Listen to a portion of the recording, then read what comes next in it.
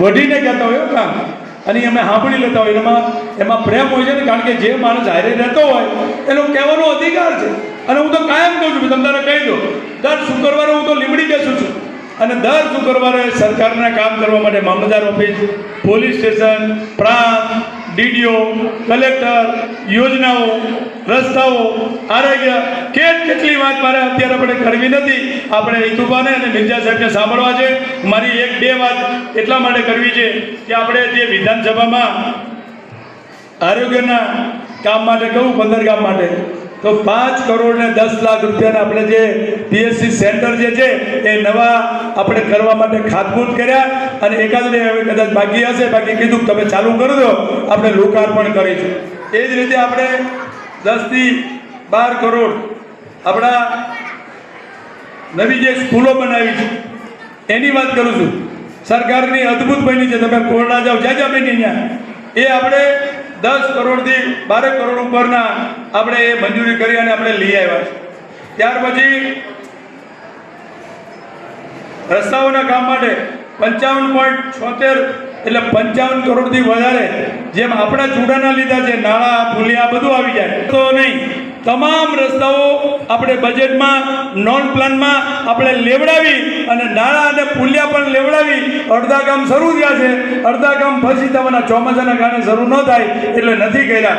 એ જ રીતે આપણે પંચાયત વિભાગના એ પંચાયત અને સ્ટેટ એટલે આરએનપી 20 કરોડથી વધારે આપણે લઈ આવ્યા. હું બધી ટૂંકી રકમ બોલું, કારણ કે બધાને એમ થશે કે ફરી પાછા ગણાવે, પણ એટલા માટે પેલું આપણે ગણાવવું એટલે પડે. પેલું દૂધ દોણામાં તો જાય છે ને, હેઠે જ જતું નગર શું છે કે આવ્યા મળ્યા ને વયા ગયા.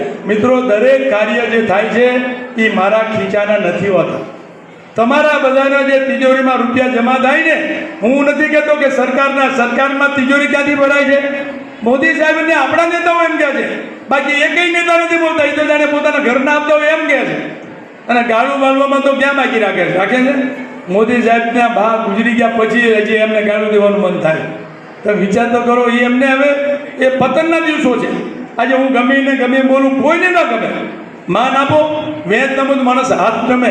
આજે અમે આ પ્રેમ આપીએ છીએ તો તમે અમને પ્રેમ આપો છો. હું દરબારનો દીકરો છું, મને ગૌરવ થાય છે, પણ હું આ વિસ્તારનો તમામ સમાજનો પ્રતિનિધિ છું, એનું ગૌરવ છે. એટલા માટે મને ક્યાંય ને ક્યાંય કામ કરવાનું મન થાય, અને અડધી રાતે ગમે અધિકારીને ખખડાવો હોય તો હું ખખડાવું છું, કાયદેસર. તમારી પાસે હું સરળ લાગતો હોય છું, અધિકારીને ગમે એ કહેવું હોય તો બાપના બોલથી હું વઢું છું, ફાવે એમ બોલું છું. કે તમે એમ લાગે આવું બહેનો બેઠા છે, આ બધા બેઠા છો, ઘણા એમ કે આવું ન બોલાય કિરીટીને, એવું તમારા ને મારા ગામના કામ કરવા માટે કહેતો. ન માને તો કહેતો હોય, માને તો એનો આપણે રાખીએ છીએ. મેં કીધું ને કે હાથ નંબરની તૈયારી. પણ આજે ચૂડા તાલુકાની જે જિલ્લા પંચાયતની મને પહેલી સ્નેહ મિલનની વાત આવી અને આટલી સંખ્યા આવી, અમે ચિંતા લેતા હતા, પણ વિશ્વાસ જરૂર હતો.